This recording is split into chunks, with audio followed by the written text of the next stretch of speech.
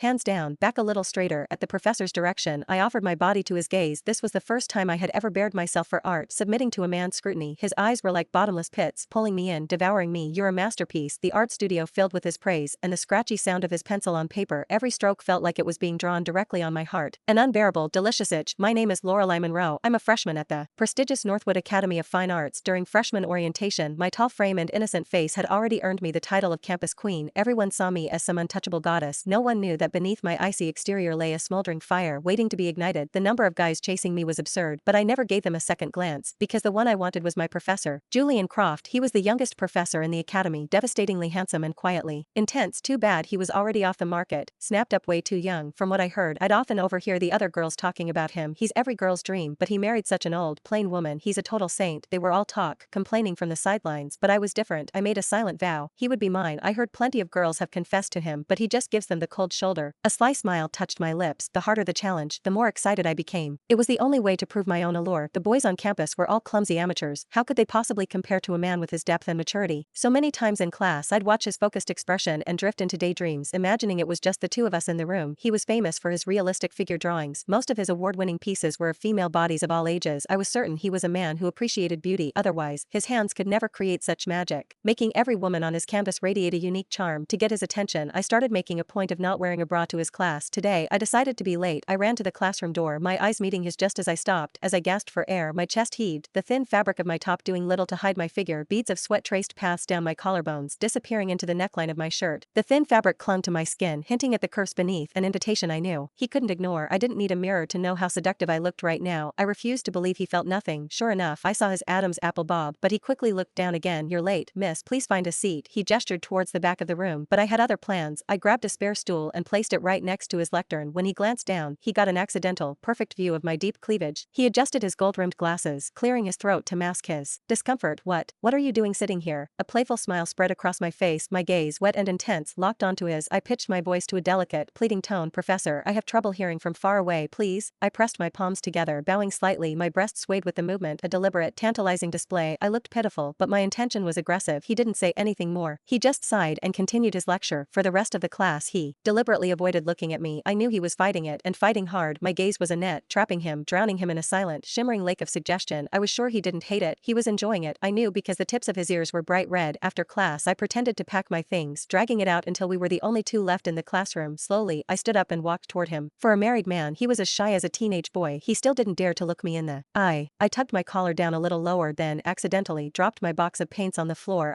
The entire set scattered, and a splash of color hit me near my eye. I let out a sharp cry that got a reaction. He pulled a wet wipe from his bag, knelt in front of me, and began to gently clean my face. I leaned forward, lowering my body so that the full curve of my breasts was exposed. His hand trembled. His breathing grew heavy. I knew he couldn't resist me. No matter how proper he acted, he was still just a man. I grabbed his hand, my voice trembling with fake panic. Professor, am I going to go blind? The paint was nowhere near my actual eye, but I loved teasing him like this. I loved watching him lose control piece by piece. No, of course not. Don't worry, it's non-toxic. It will wash right off with water. His voice was a low, magnetic rumble. Watching his throat move as he spoke, I felt an overwhelming urge to get closer. I threw my arms around his waist, my soft breasts pressing firmly against his solid chest. His body flinched, a sharp, involuntary jolt. His wife was probably older, her body likely soft and sagging with age. He probably hadn't felt anything this firm, this elastic, in years. A deep blush spread from his face to the tips of his ears. I peeked at his eyes. He was already lost in a daze, yet he was still desperately trying to restrain himself. He pushed me away hard, but I only clung tighter, pressing myself against him until the hardened peaks of my breast scraped against his chest. I hadn't realized how built he was. He looked lean, but his chest was solid muscle. No wonder he still had a youthful energy in his 30s. He clearly took care of himself. My cat-like seduction made his body grow rigid. His hot breath fanned across my face, sending a tingling heat through me. I widened my eyes, feigning innocence, and licked my lips. Just as I leaned in to kiss him, I heard voices in the hallway. He snapped back to reality, pushing me away and instantly reverting to his proper professional self. Lorelei, your eye is fine. I have to go now. He turned and practically fled the classroom. I was so close I couldn't believe it.